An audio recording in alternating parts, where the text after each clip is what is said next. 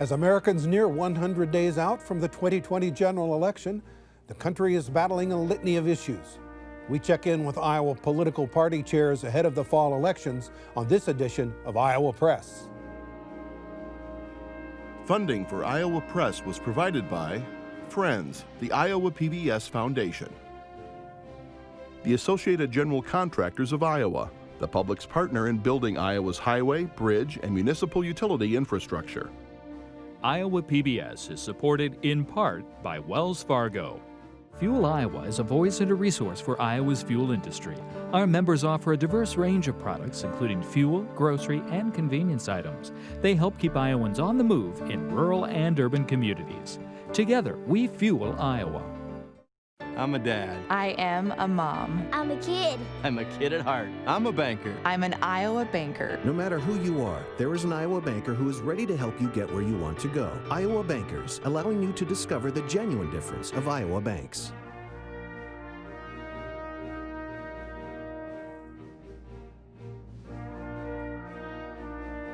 For decades, Iowa Press has brought you politicians and newsmakers from across Iowa and beyond, celebrating nearly 50 years of broadcast excellence on statewide Iowa PBS.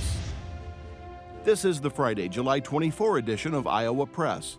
Here is David Yepsen. Some of Iowa's traditional political tent poles look different this summer. Amidst an ongoing pandemic, candidates are rarely seen mingling at summer barbecues or indoor events, and they won't be standing on a soapbox at the first Iowa State Fair, canceled since World War II.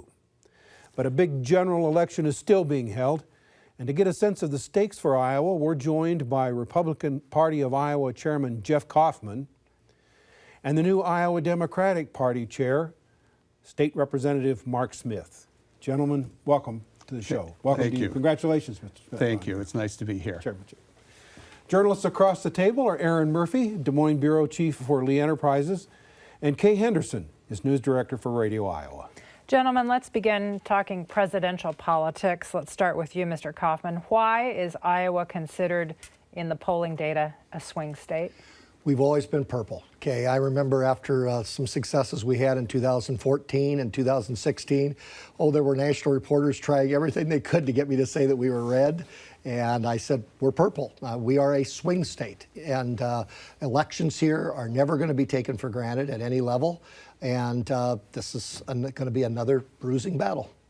Mr. Smith, why is Iowa considered a swing state? Yeah, Kate, this election is very competitive this year because of the failed policies of Donald Trump that he came to Iowa 4 years ago running for president and promised a lot of things that would be beneficial for Iowans. Now we are in the midst of the worst pandemic that all living people have gone through, a pandemic that 50% of all cases in the world are in two countries, Brazil and the United States of America. We also have had 30,000 Iowans lose their health care, and if the Republicans had their way with the Affordable Care Act, another nearly 250,000 would lose their health care. Didn't Democrats benefit from the caucuses that they had? The party registrations jumped up. I think the two parties are separated only by a few hundred votes in party registrations. Did that have something to do with it? This is the first time in 20 years, David, that the Democrats are ahead in registered voters. Clearly, the fact that we had the second largest participation in the caucuses ever is significant in that regard. And then the turnout for the primary, all of that has led to where we're at as a party. There's also a big Senate race here in Iowa, important not only to Iowans, but nationally in the race for the control of the U.S. Senate. Which party comes out of the election with the majority? Wanted to get each of your handicap on that race. And Representative Smith, we'll start with you. Teresa Greenfield, what are her chances against Joni Ernst? Well, we are going to be very excited that in November that we'll have a new United States Senator and that Teresa Greenfield will be elected to that position. She is a person who has a farming background, has lived through Iowa's difficult times, including the death of her first husband, been a single mother. She knows what it's like for everyday Iowans. How about Joni Ernst? What are her challenges to keeping this seat? Sure, and just one correction, Republicans are actually ahead by a couple of hundred votes. We've reduced that margin from 14,000 in February to even right now, so we're pretty motivated along those lines.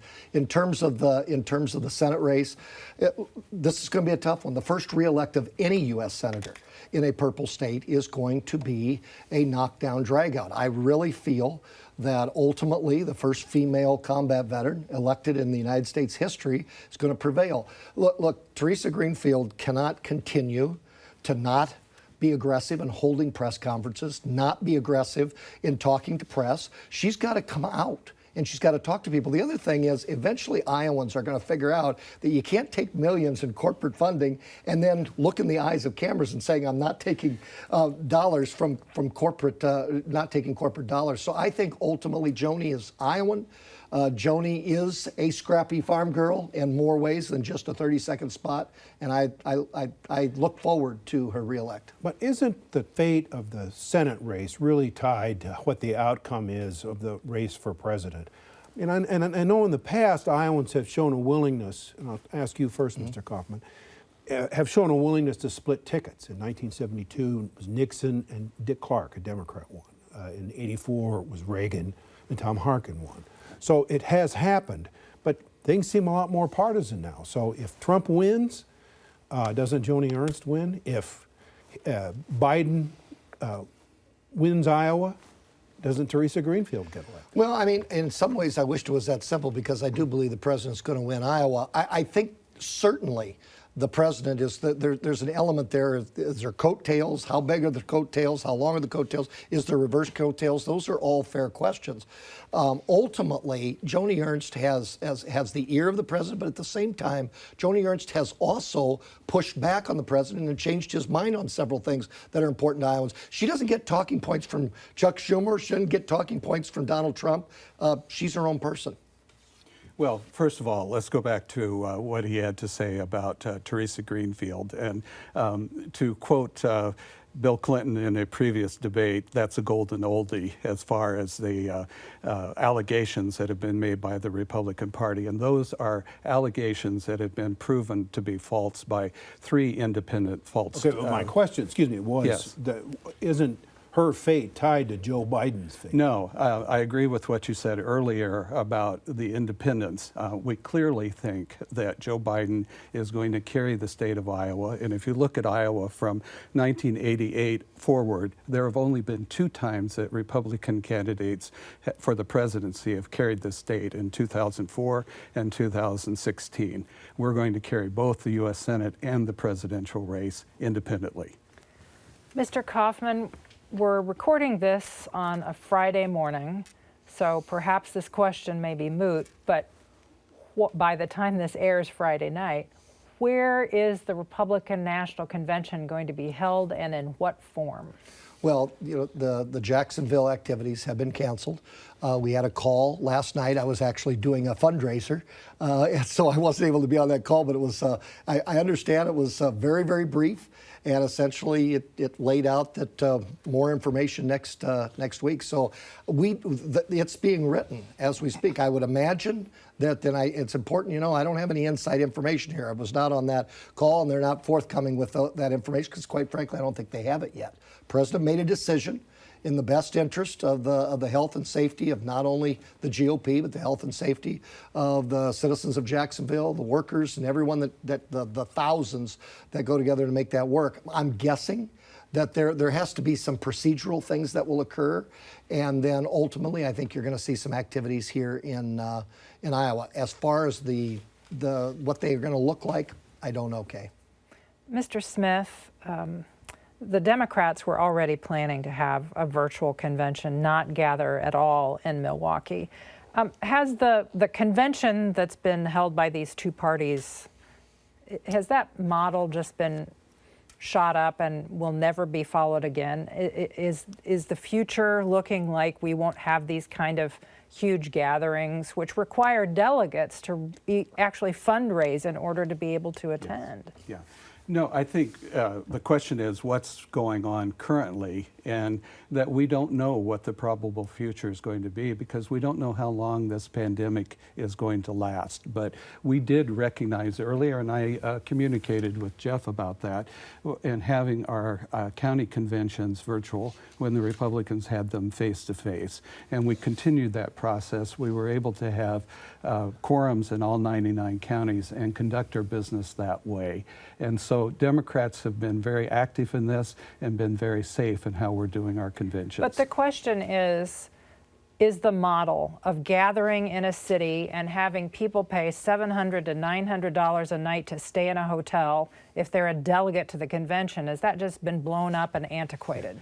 Well, it may be blown up, it may be antiquated. I'm trying to say we don't know what the future holds in that regard and what things will change in how we do all kinds of business because of this pandemic. Just a quick question, Mr. Kaufmann.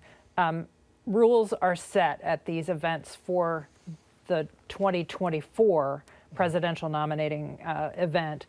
Will Iowa retain its first in the nation caucuses? I have been assured that there will be no errant rules or resolutions or brainstorms on the part of any state that will try or attempt to supplant Iowa. We don't have a lot of internal agitation for that right now. And of course, President Trump has stated absolutely there's no wiggle room that if he's reelected, we will be first in the nation in 2024. Democrats have a rule that retains Iowa's first in the nation caucus status? Yes, and we will fight like hell to keep that in place here. And I'm very glad. I have talked with Chairman Kaufmann about that as well, and both of us are committed to keeping the caucuses first. If Vice President Biden wins the White House, he finished a slow fourth here in Iowa. Do you lose an ally to the Iowa caucuses if Joe Biden is president? We gain an ally to the caucus when he wins Iowa this November. Okay. Why? He lost here twice, rather significantly so. He was on a ticket that carried the state twice with President Obama. Chairman Smith, similar to Kay's question about the conventions, and I know your answer to that was we don't know what the future holds, but the Democratic caucuses similarly bring a lot of people to an indoor space, group people together in close packs and keep them there for hours on end in some cases. Is that an antiquated system in whatever post-pandemic world we eventually get to? One of the nice things about being 68 years of age is that I've attended the caucuses since 1972, and I've seen a number of changes occur with them over the years across the state of Iowa. So we believe in two factors as Democrats, that all of our activities need to be very active and they need to be safe. So as we go forward, we'll be looking at making sure that we do them in a safe manner. So does that mean the possibility that the 2024 caucuses for the Democrats will look nothing like the 2020 ones did? I think that they'll look something like what we have, but again, we'll be monitoring and making sure that those are done in a safe way. We're looking at winning elections this November 1st. One other thing you were looking at is what went wrong with the reporting app in the 2020 caucuses. We were told there was going to be an internal report, and that was before this pandemic hit and other issues took center stage. Is there any update on that? Is the party still conducting investigation? That's still in process, and we're still looking at that. Again, I want to emphasize that thousands of Iowans participated in the best caucuses that they have ever attended in their lives, and then the problem was with the reporting afterwards. So yes, we're continuing, and we'll have a report here in the coming weeks here. In the coming weeks, there'll be a report on Yes. and what will the report say? What you do different? The report will be an analysis of what went wrong, and as a result of what went wrong, we will then be looking at what changes we need to make in the process. Jeff Kaufmann, back to 2020. Where do you come down on this, the issue of vote by mail and absentee ballots? Republican Secretary of State Paul Pate says absentee ballots are great, mails everybody an application. President Trump said no, he doesn't like mail-in ballots, it's rigged. was the phrase he used. So where do you come down in this argument between two Republicans? Well, and I think President Trump, it isn't necessarily the idea of voting, it's making sure that you have security in the voting. The Iowa legislature moved to try to tighten that up a bit. But Republicans are going to spend the largest amount of money ever in our absentee ballot program. I mean, I'm actually a bit floored by some of the investments that we're having. The Republican-led Legislative Council just okayed for Paul Pate to send out absentee mail. That means the average Iowan is going to get 3 to 5, and some, if they're independents, and it shows they truly are, they could get 8, 9. They could get 8 or 9 requests. And so we're in favor of it. Are you worried at all, though, that the president, by his criticisms about and accusing the absentee ballot efforts of being rigged and games and all that, it might be discouraging Republican voters from voting if President Trump, who they like and trust, and is saying this is a bad way to go? No, I mean, it's just you're not getting any pushback from your own people, it's like our voter ID law. I mean, obviously there were partisan shots at that. It's not necessary, etc. 75% of Iowans favored that. A lot of the conversation that we're having with absentee ballots is about making sure we have the equivalent of voter ID security in that system. I'm on the side of that, and 75% of Iowans, including many Democrats, are as well. And Mr. Smith, National Public Radio had a story last week that said 65,000 Americans did not have their absentee ballots counted. Now, some of that was delayed mail, but some of it was just mail that wasn't delivered properly. How worried are you, and the same question to you, Jeff Kaufmann, that the pandemic delays that have occurred in the U.S. mail service could mean that some people who drop that ballot in a day before the election, it's going to be delivered a month later? Well, what I didn't hear in your statement about the voting is I didn't hear how many of those 65,000 were here in the state of Iowa. What I have seen is that the June primary, after Secretary Pate decided to send this out to all active voters, I think is the word that was used with the list that people were sent the ballots to. We had the greatest participation in a primary that we have ever had. And if there were issues with voting by mail and it not getting returned properly here in the state, I didn't hear about this. We've been the party that has promoted that people vote by mail for years, since before I first got elected in the Iowa House, which was quite a while back. So we're very supportive of this and haven't been part of the voter suppression that the Republicans put forth in the Iowa General Assembly. Jeff Kaufmann, worried at all about mail and absentees? No, and Republicans weren't involved in voter suppression. That's an oldie as well that I don't think resonates particularly well. But bottom line is, yes, I am worried about the integrity of our voting. Always. That's how you're proactive about it. Do I think we have a good system in Iowa right now? Yes, I do. Do I think that in June things worked? Yes, it went our way. We've evened up the registration. I mean, actually, Republicans gained from those particular actions. We have a lot of people in our party that like to show up at the polls. It's a family event, grandpa taking a granddaughter, etc. But we are going to make the largest investment in GOP history in voter turnout and absentee balloting. I don't think there's any more evidence of our commitment than that. Sometimes crises generate new ideas. Mr. Smith, is there one thing that has happened as a party organizer or organization during the pandemic that you want to replicate in the future? Yes, I think the outreach to voters. I've been impressed as I talk to Iowans all across the state that, first of all, they're home. Second of all, they are willing to talk.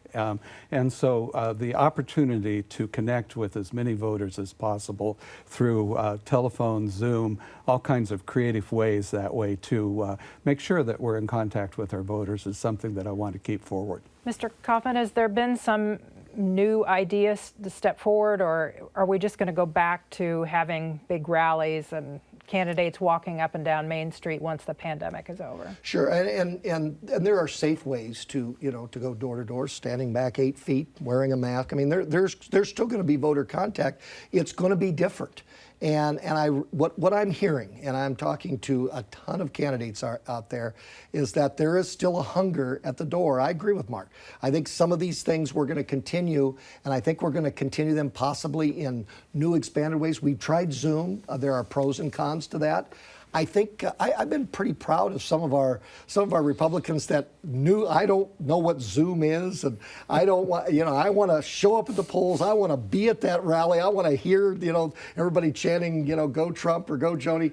I think they've adapted pretty well, because I think all Iowans, Republican or Democrat, understand that these are incredibly unique situations, and I think they all understand to a certain level. We may disagree on policies, but I think we understand that we have to adapt in order to make sure we have these elections.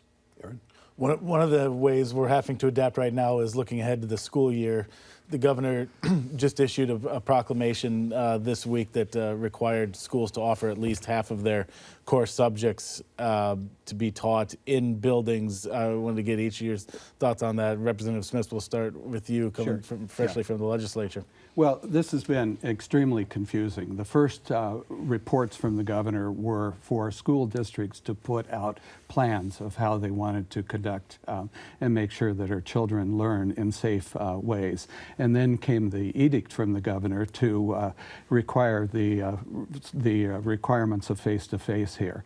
This has caused a great deal of concern from students themselves, from parents, and from teachers of how we do this in a safe way.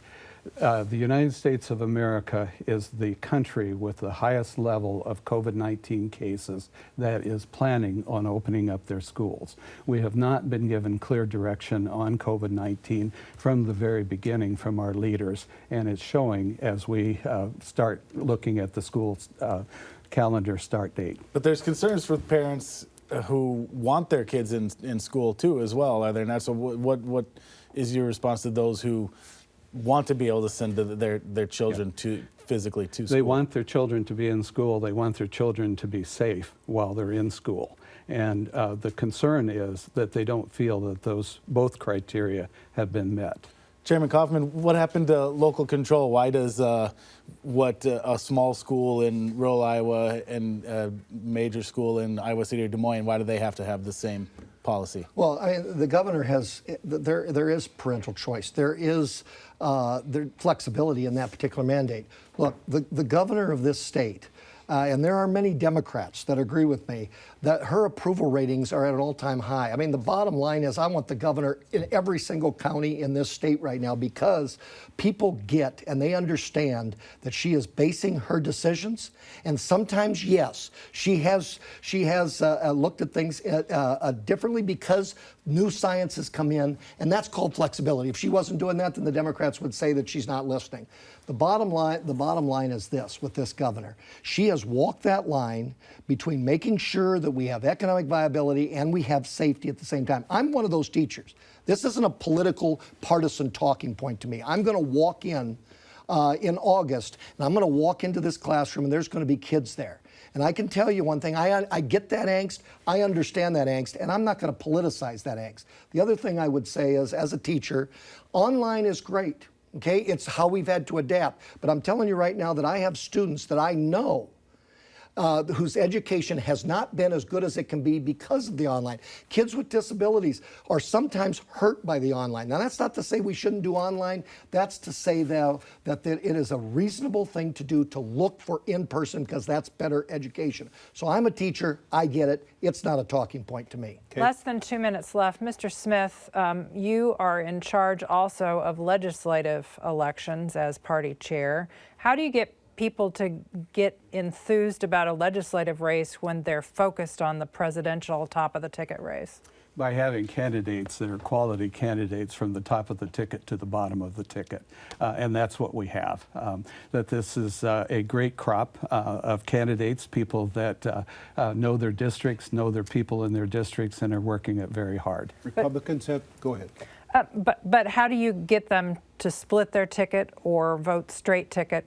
Make that decision? We do it the way that we've always done it, which is each candidate needs to sell why they are the best person for the office. How do you get people to pay attention, Mr. Kaufmann, to legislative races when they're very focused on re-electing President Trump? I mean, it's difficult during a presidential year, no doubt about it. It's making as many personal contacts as possible. I agree with actually everything Mark said about the legislative races. I would just add, remember, we no longer have a fill in the dot for R, fill in the dot for D. I think that's going to facilitate what you're suggesting we need people to do. Mr. Smith, we have less than a minute left. Yes. How worried are Democrats about the student vote?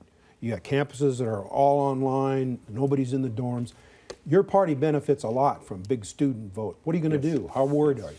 Well, we're recognizing that we have the student vote and that the majority of them go our way. And so Chairman Kaufmann has talked about having an aggressive vote by mail program. We're having that as well. And we're reaching out to students all across the state and other areas where they traditionally vote in the state of Iowa. And we're out of time. Thank you both for taking time to be with us. You're welcome. Yeah, thanks. Good for luck to you having both. us. Thanks. And we'll be back on Iowa Press in 3 weeks. After a brief hiatus that includes Iowa PBS coverage of the girls' state softball tournament, Iowa Press returns on Friday, August 14, with Democratic U.S. Senate candidate Teresa Greenfield. So for all of us here at Iowa PBS, I'm David Yepsen, and thanks for joining us today.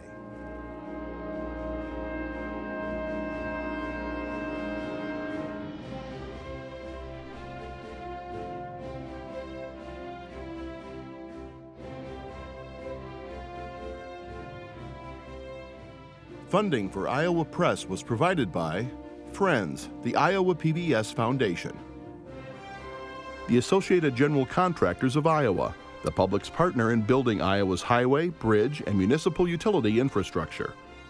Iowa PBS is supported in part by Wells Fargo. Fuel Iowa is a voice and a resource for Iowa's fuel industry. Our members offer a diverse range of products, including fuel, grocery, and convenience items. They help keep Iowans on the move in rural and urban communities. Together, we fuel Iowa.